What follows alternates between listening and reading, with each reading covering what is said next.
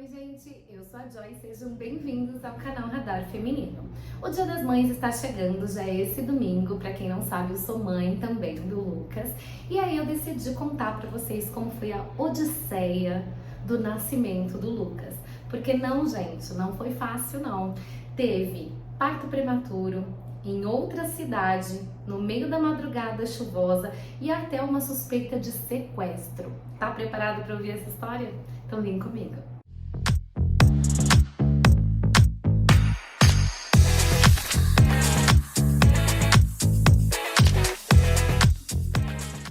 Bom, então vou começar contextualizando primeiro a gravidez, né, gente?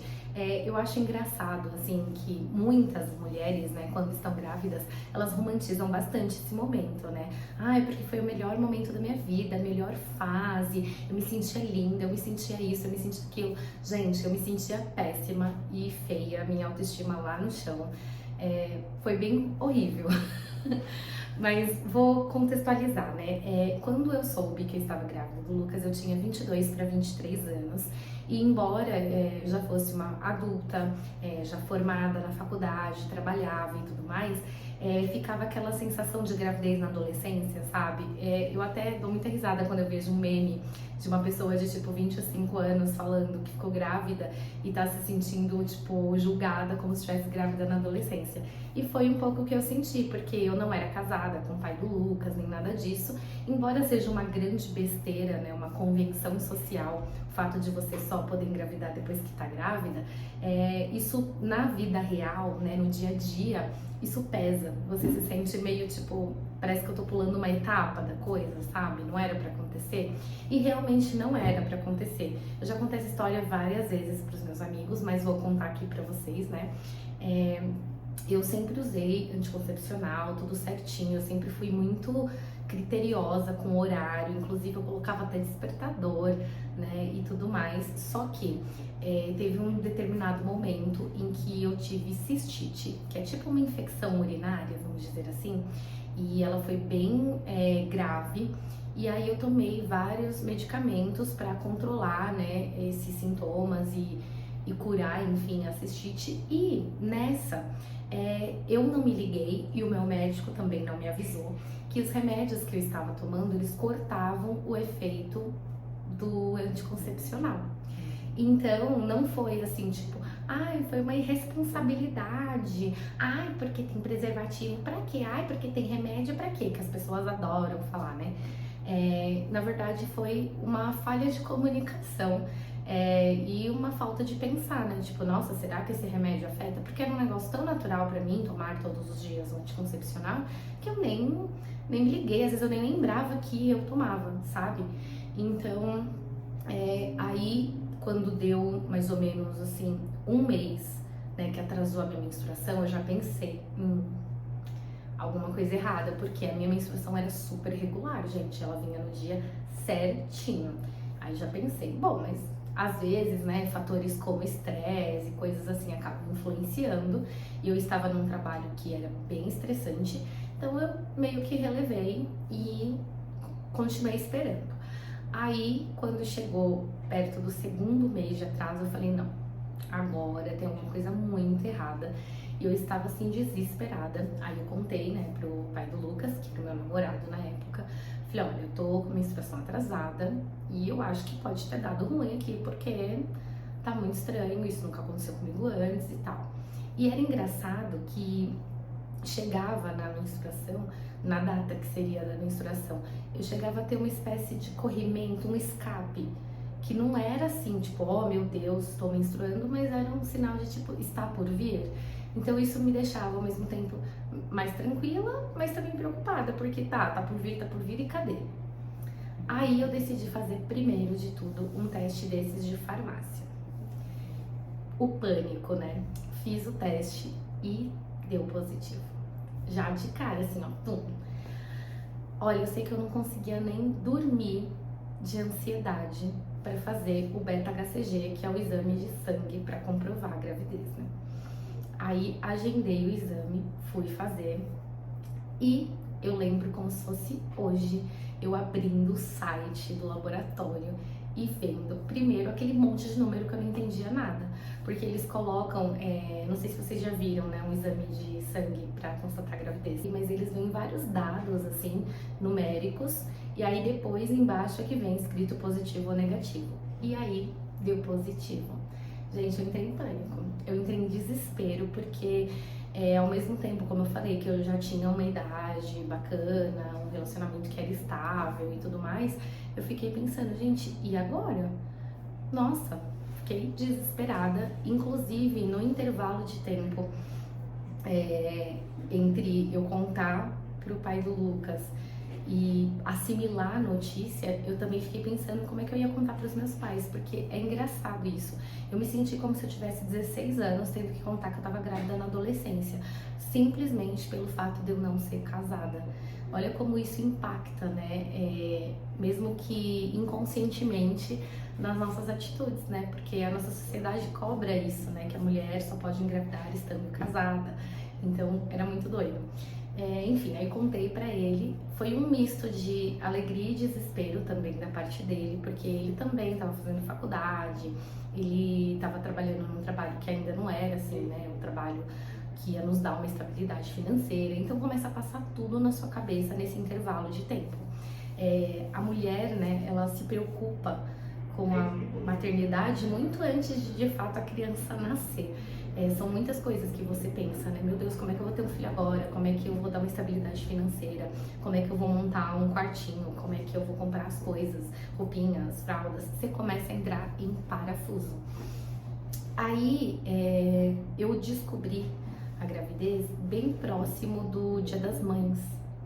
Então a gente decidiu que ia contar para os meus pais, né, e para os pais dele, aproveitando esse mote do Dia das Mães. Então eu comprei um presente para minha mãe, flores e tal, e no cartão estava escrito que também seria a comemoração do meu primeiro Dia das Mães, porque eu estava grávida. E a reação da minha mãe, gente, como dizer, né, não foi boa. Assim, ela, ao mesmo tempo, ela ficou feliz, claro, mas ela ficou extremamente preocupada. E as primeiras coisas que ela me falou quando eu falei da minha gravidez foi tipo, e agora? Sabe? Porque eu não era casada. Isso era um grande negócio, gente. Tanto que o meu pai depois fez questão que nós nos casássemos. Eu fui criada a vida toda na igreja católica, apesar de ser um bandista. Já era um bandista naquela fase, porém os meus pais queriam, porque queriam que eu casasse na igreja, porque o meu irmão mais velho não casou na igreja, a minha irmã mais nova é LGBT, então obviamente ela não ia se casar na igreja. Então meu pai queria muito isso e ele projetou muito essa exigência dele em mim.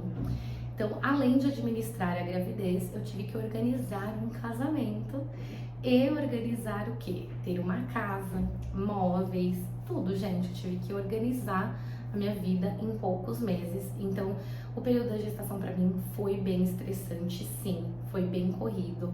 Somado a isso, como eu falei, eu não me sentia bonita, não me sentia bem.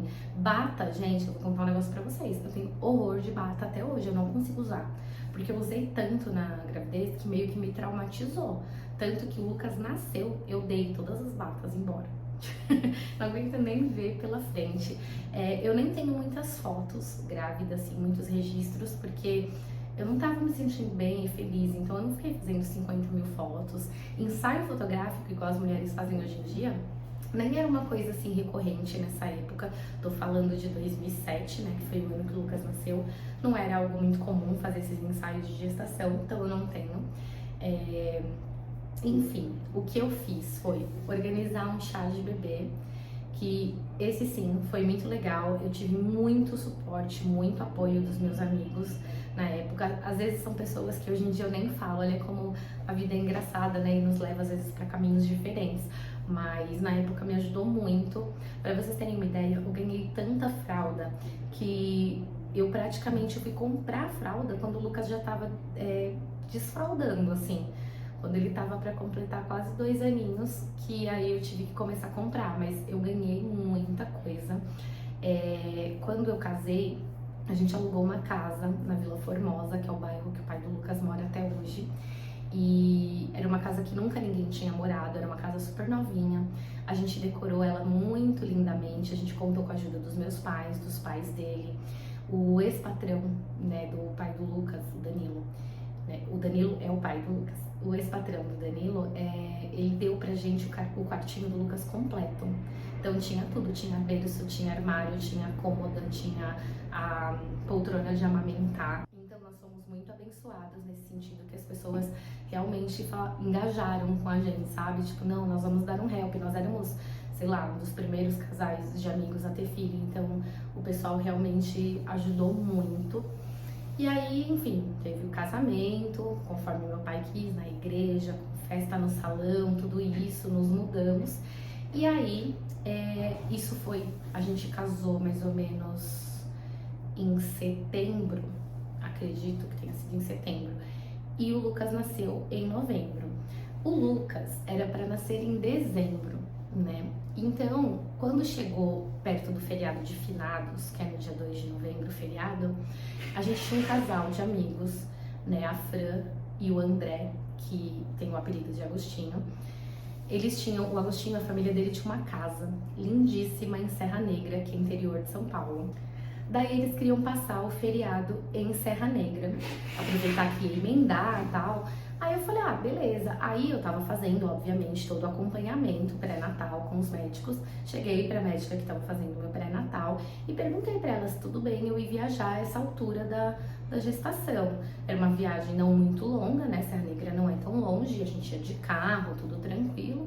Ela falou, não, tranquilo, assim, né? Só não vá fazer, obviamente, estripulias, né? Fazer atividades que são radicais, coisa nesse sentido. De resto, tá tranquilo, a gestação tá correndo bem.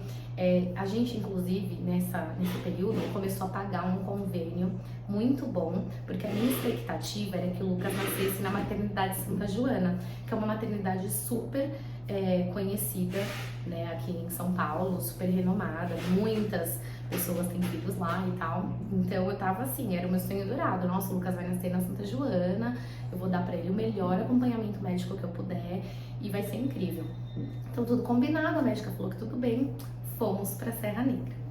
A viagem em si foi super tranquila, gente, eu não senti nada. Aliás, muita gente me pergunta, né, sobre a questão de enjoo, tudo isso que gestante costuma ter, né? Eu não tive, eu não senti enjoo. O único dia que eu senti enjoo foi quando eu tava grávida e a gente foi pra praia e aí a gente passeou de barco. Mas aí eu acho que o enjoo era muito mais do barco do que da gestação em si. De resto foi tudo assim perfeito, eu não tive enjoo. A única coisa que acontecia muito comigo grávida é que onde eu encostava eu dormia, gente, sentada, tipo.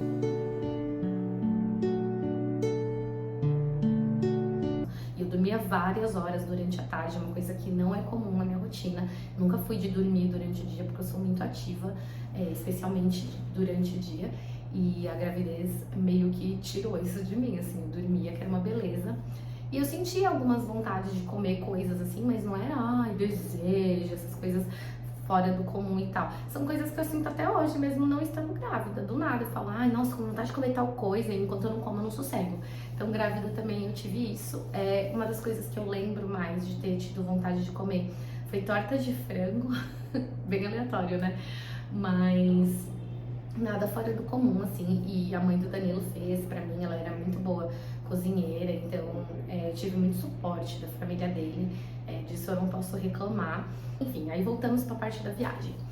Chegamos em Serra Negra, era uma emenda de feriado, como eu falei, então a gente ia ficar, tipo, sei lá, quinta, sexta, sábado e domingo, uma coisa assim.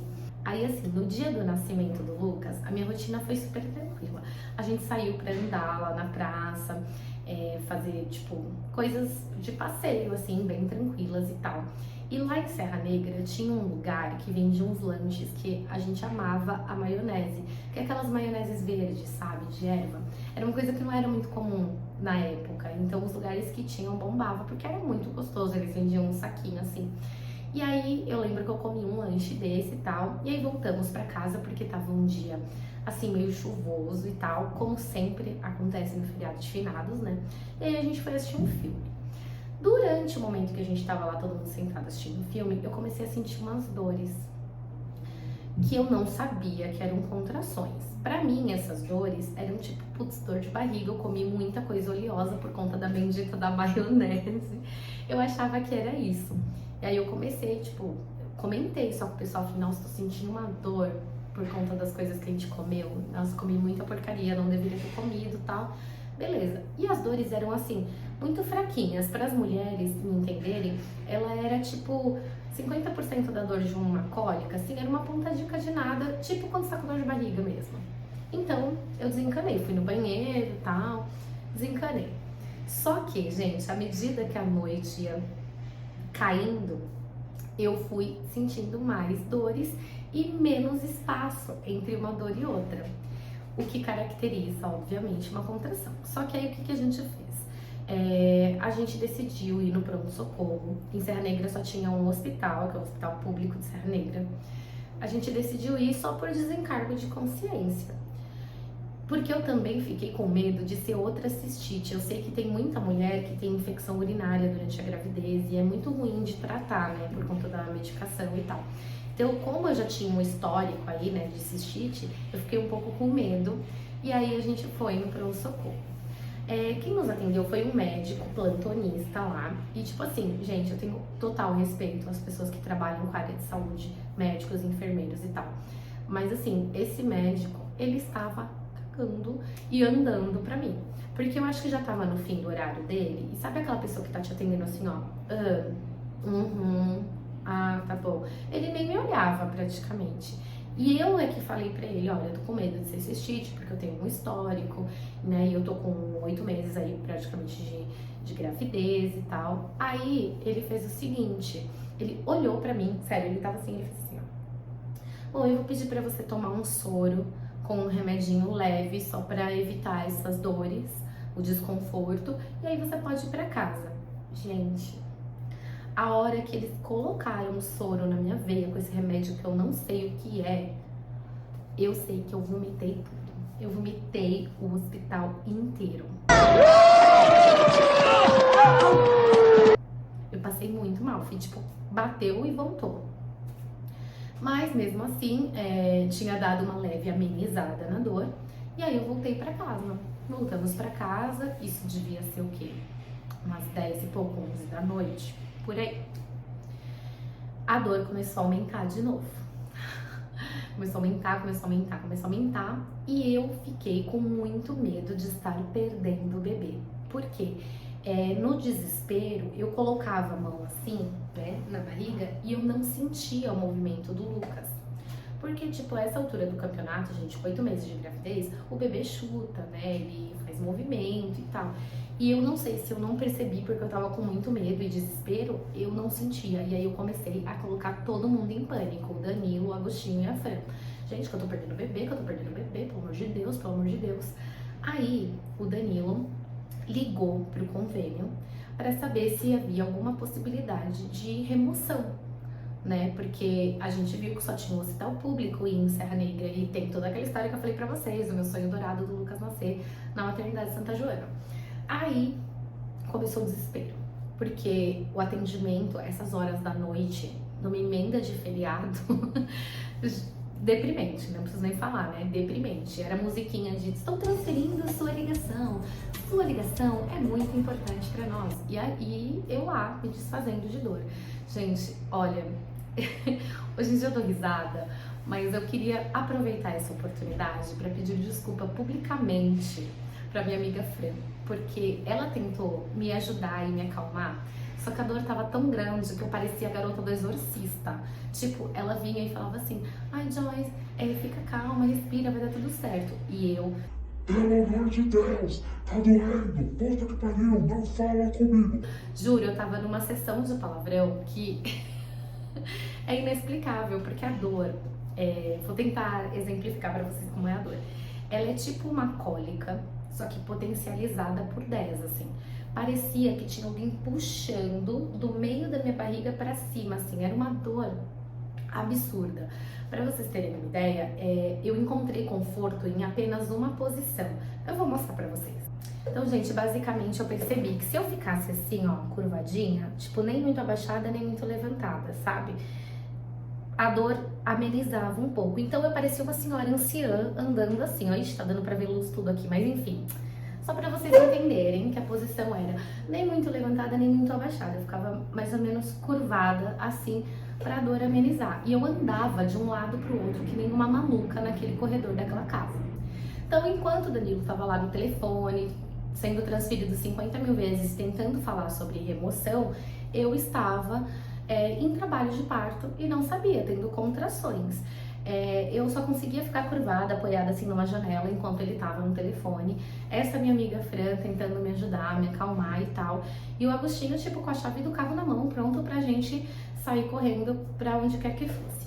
Chegou um momento dessa conversa em que o Danilo e o Agostinho propuseram da gente pegar o carro e voltar para São Paulo, para ser atendido lá na maternidade Santa Joana, como era o meu desejo. Só que, gente, foi por Deus que a gente não tomou essa decisão. Porque se a gente toma essa decisão, o que ia acontecer? O Lucas ia nascer no meio da estrada, no carro, a gente ia ter que chamar, sei lá, corpo de bombeiros, polícia rodoviária. Eu nem sei o que teria acontecido, porque também já era tarde, essa hora aí já era tipo 1 da manhã, meia-noite e pouco. Então, assim, ia ser impossível a gente chegar em São Paulo tão rápido e essa criança ia nascer no meio da rua, assim, no carro, na estrada, ia ser um negócio absurdo, né? Beirando o absurdo. Então, depois de muito a gente tentar falar sobre remoção e tudo mais, eu falei pra ele que pra gente esquecer isso da maternidade Santa Joana, de voltar para São Paulo e tal, porque a dor tava muito grande, pra gente entrar no carro e voltar pro hospital de Serra Negra mesmo, para eles verem o que tava acontecendo, porque até então, gente, vale lembrar, eu não sabia que eu estava em trabalho de parto, nunca tinha parido antes, eu não sabia como era. O que eu achei é que eu estava perdendo o bebê. Então, entramos no carro. Entrar no carro é uma coisa assim muito difícil quando você tá tendo contração. Porque como eu falei pra vocês, aquela posiçãozinha ali era a posição de conforto. Eu não conseguia abaixar mais nem levantar mais porque doía absurdo. E aí eu entrei no carro, fiquei numa posição lá meio de lado e tal, mas eu não conseguia, quando a gente chegou no hospital, sair do carro. Puta que pariu! Porque eu tava travada naquela posição. Pra vocês terem uma ideia, eu entrei no hospital de cadeira de rodas, porque eles me puxaram e aí do jeito que eu tava, eu sentei na cadeira de rodas. Olha isso. Mano, isso era tipo 3 horas da manhã, sei lá, perto de 3 horas da manhã, chovendo horrores, frio. E aí quando a gente chegou na recepção e aí explicou o que estava acontecendo e tal, eu ouvi a seguinte frase da recepcionista. Ai, mas olha, vocês vão ter que aguardar, porque no momento a gente não tem nenhum obstetra de plantão. Gente, nessa hora me bateu um desespero absurdo, porque eu não sabia mais quanto tempo eu ia conseguir esperar. Era uma dor que já tava excruciante, assim. E aí, eu nem sei se existe essa palavra agora, eu fiquei em dúvida. Mas enfim, aí o que eu fiz? Eu simplesmente me levantei com muito esforço da cadeira de rodas, bati o braço numa porta que dava pro corredor do hospital e falei: alguém me ajuda, pelo amor de Deus! Gente, juro, eu dei esse escândalo. Saiu gente de tudo quanto era porta, assim, ó, no hospital. Aí vieram 2 enfermeiras me ajudar enquanto a obstetra vinha. Na verdade, não era tão ruim não ter uma obstetra lá de plantão, gente, porque a cidade de Serra Negra é um ovo e era de madrugada. Então, tipo assim, eles ligaram pra médica, ela chegou lá em 10 minutos. Não tinha trânsito, nada, era tudo muito perto. Só que na hora me bateu o desespero, né? Aí tá, chegou a obstetra. Eu comecei a sentir uma vontade que lembra a vontade de ir ao banheiro, né? Que é porque eu tava super dilatada. Na verdade, quando aquele médico lá do plantão da tarde lá me deu o soro, ele acabou ajudando, provocando uma dilatação. Pelo menos foi isso que a médica me falou na ocasião. E aí, essa vontade, tipo, você só tinha vontade de ficar sentada. Eu acho que fisiologicamente falando, o nosso corpo sente, sabe? Essa necessidade de expelir algo. Você não sabe entender muito bem de onde vem, mas é isso. E aí, bem na hora que a médica obstetra chegou, foi a hora que rompeu a minha bolsa.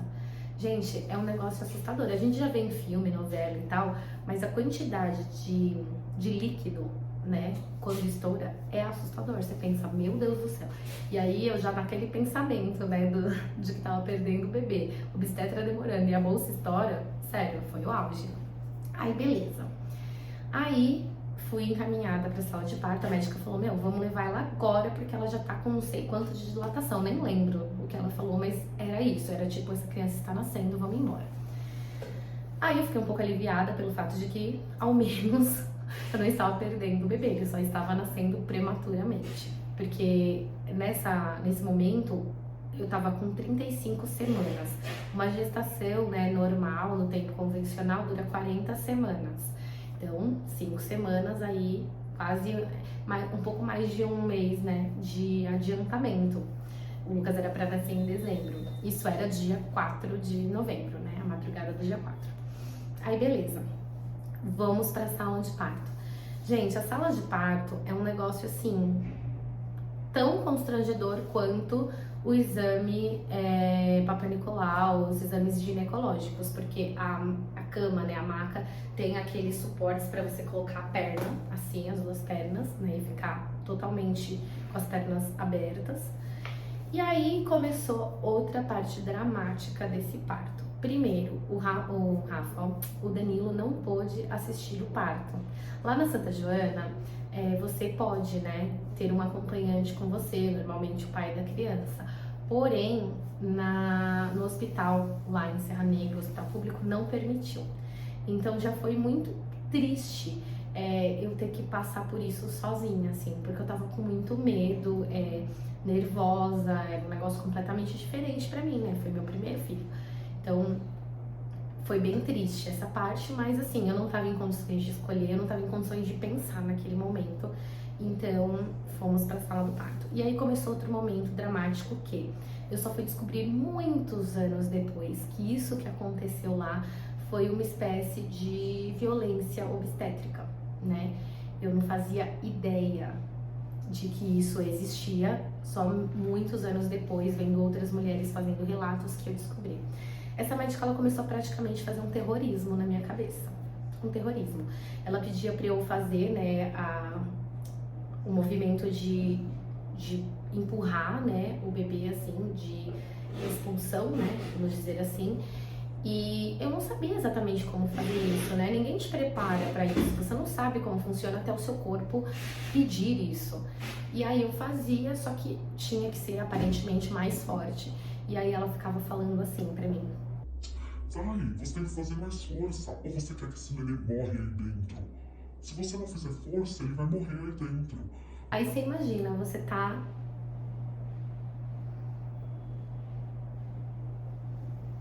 no momento que é pra ser o mais feliz da sua vida, que você está dando a luz pro seu filho, e uma pessoa tá falando de uma forma que ela tá te responsabilizando, né? Tipo, se acontecer alguma coisa, a culpa é sua, porque você não fez direito. Só que você não sabe como fazer, ninguém te ensinou isso, né? Ninguém faz um treino de parto com você.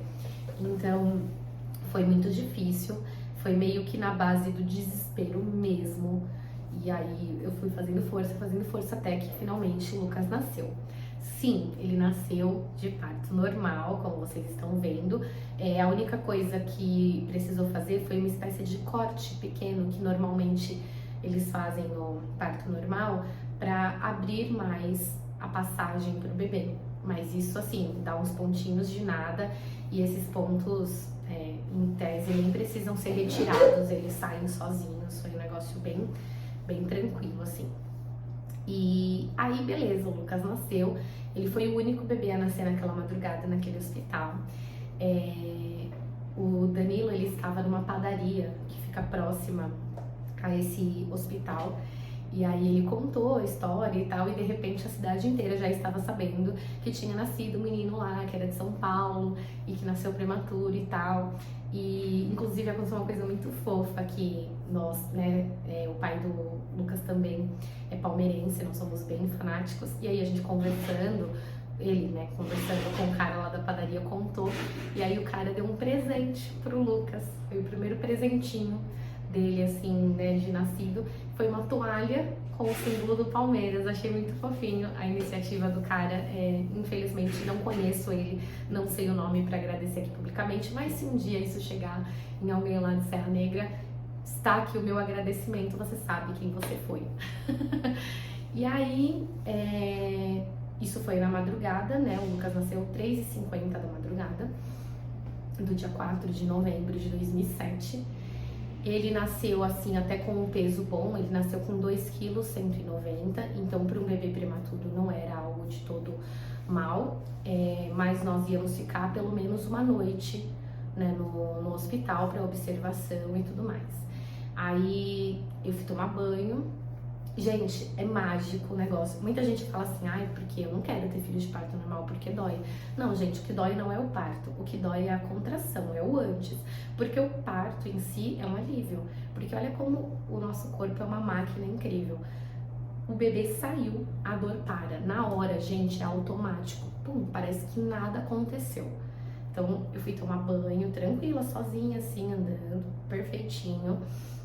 Tomei banho. Ah, uma curiosidade, né, que eu não sei se todo mundo sabe, porque não é todo mundo que tem filho, mas aí a gente fica usando um absorvente, né, porque tem um sangramento lá que se assemelha ao da menstruação, e aí é tanto o fluxo que eles cortam a parte central de uma fralda geriátrica, pra gente usar ao invés de ser um absorvente convencional. Enfim, aí beleza, fui dormir, né, descansar. O Lucas era o único bebezinho ali no berçário. Foi mágico, essa parte realmente é mágica, né, de você pegar o seu bebê no colo e ver ali a criaturinha que você gerou, é muito legal. Depois, no dia seguinte, né, quando amanheceu o dia, o Danilo pôde ver o Lucas, aí a Fran viu o Agostinho, e aí a Fran e o Agostinho precisavam voltar para São Paulo, né, porque eles tinham que trabalhar, então eles voltaram, e aí só o Danilo ficou lá.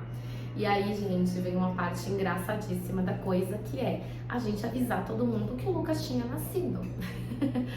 E pedir para alguém trazer as coisas do Lucas, porque como a gente, né, não tinha previsão nenhuma dele nascer prematuramente dessa forma, um mês antes, a gente não tinha levado nada dele, então eu não tinha lá a bolsinha de maternidade, nada, tava tudo na minha casa.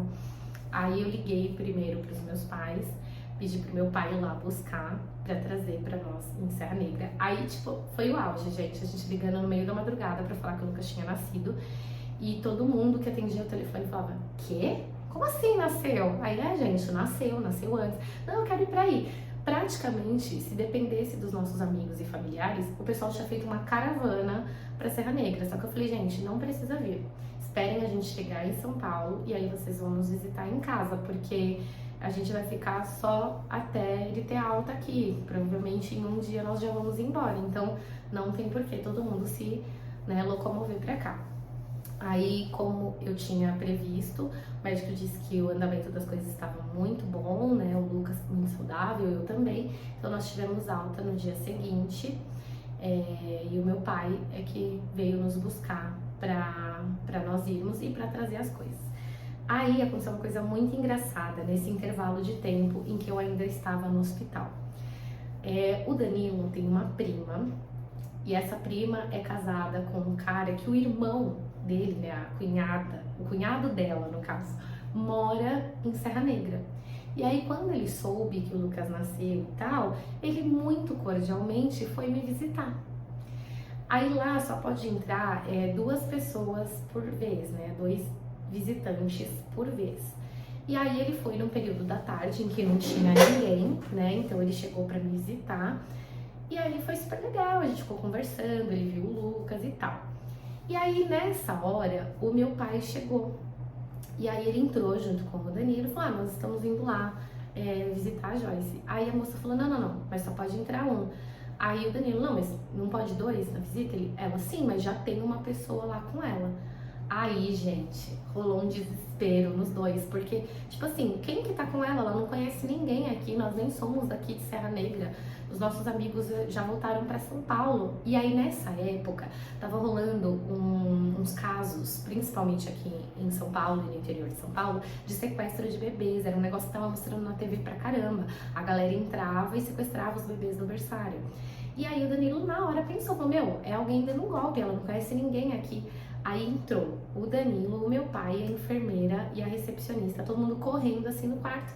E eu e o cara lá conversando na maior boa. Aí a gente explicou tudo. Não, ele é o irmão do marido da sua prima, tal, não sei o quê. Aí, né, da Priscila, aí, nossa, que susto, tal, todo mundo desesperado, achando que já estavam sequestrando o Lucas.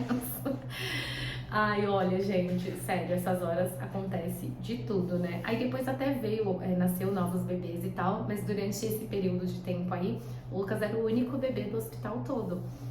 Então todo mundo vinha ver, né? Queria conhecer o menininho que era de São Paulo, não sei o quê.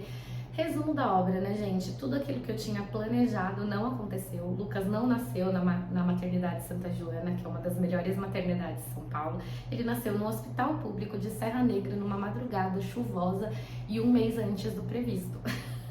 Pra você ver que você não tem controle de tudo na sua vida. Mas é isso, né? E aí assim começou. Quando eu cheguei aqui em São Paulo, tinha muita gente lá em casa, né, que me visitou, que foi prestar um carinho, um apoio, que aí sim eu pude entregar as lembrancinhas que estavam prontas, ainda bem, né? E receber o carinho das pessoas, e o meu filho foi super bem acolhido. Então isso também foi uma coisa incrível, apesar dessa gestação toda pegar a gente de surpresa. Ele sempre foi uma criança muito amada, né, pelos familiares, pelos nossos amigos. O Lucas ganhou tanto presente, tanta roupinha, tanto brinquedo, tanta coisa, né, e as pessoas fizeram muito por ele. Tanto que toda essa questão aí que eu falei do convênio e tal foi só porque a gente contou com o apoio de muitas pessoas.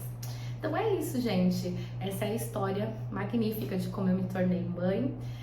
Uma coisa que também ficou guardado para sempre na minha memória, que eu acho engraçado até hoje, quando a gente voltou, que o Lucas nasceu e tal, o Danilo encontrou aquele médico, novamente, o que tinha me receitado o soro e tal. E aí ele pegou e falou assim pro médico, doutor, sabe aquela cistite que o senhor tinha dito que a minha esposa tinha? Então, se o senhor quiser visitar, ela tá ali no berçário agora, chama Lucas, nasceu um mês antes da data. Sério, gente, o afronte, né? Olha, não foi fácil. Passei por poucas e boas, principalmente lá com a médica obstetra na hora do parto. Mas se eu for colocar tudo isso na balança e comparar tudo que aconteceu com a satisfação que eu sinto em ser mãe do Lucas, aquilo não é nada, sabe? Então passou, ficou aí como uma experiência na minha vida. Sou muito feliz de ser mãe. Hoje eu enxergo que eu fui mãe no momento certo, né? Porque não tem uma hora certa, uma idade certa para ser mãe. Você não tem que ser casada, você não tem nem que ter um companheiro se você não quiser, né? A maternidade é uma escolha individual nossa, né? Então tem que ser uma escolha individual nossa. Vou aproveitar esse vídeo para militar, sim, porque eu sou a favor da legalização do aborto. E aí você vai falar, nossa, Joy, mas que hipócrita, agora que você é mãe, você é a favor do aborto e tal, você escolheu ser mãe. Então, sim, eu escolhi ser mãe, então eu quero que as outras mulheres também tenham a mesma chance de escolherem o que elas fazem com o corpo delas, com a vida delas, sem uma pressão da sociedade em cima disso. Então, eu sou muito feliz de ser mãe, aquele foi o momento certo de eu ser mãe. Eu sou muito grata pelo Lucas, ele é um adolescente incrível, foi uma criança incrível. E é isso, gente. Então, vou aqui desejar um feliz Dia das Mães para todas as mães, para minha mãe em especial, que me escolheu para ser filha dela, né? Porque eu já falei aqui para vocês no outro vídeo, eu sou filha adotiva. Se você ainda não assistiu esse vídeo, assista. Eu conto toda essa história de como eu soube depois de adulta que eu era adotada. E é isso, um feliz Dia das Mães para todas as mamães, para todas as gestantes que em breve se tornarão mamães e para as mães dos meus seguidores, tá bom? Feliz Dia das Mães, gente!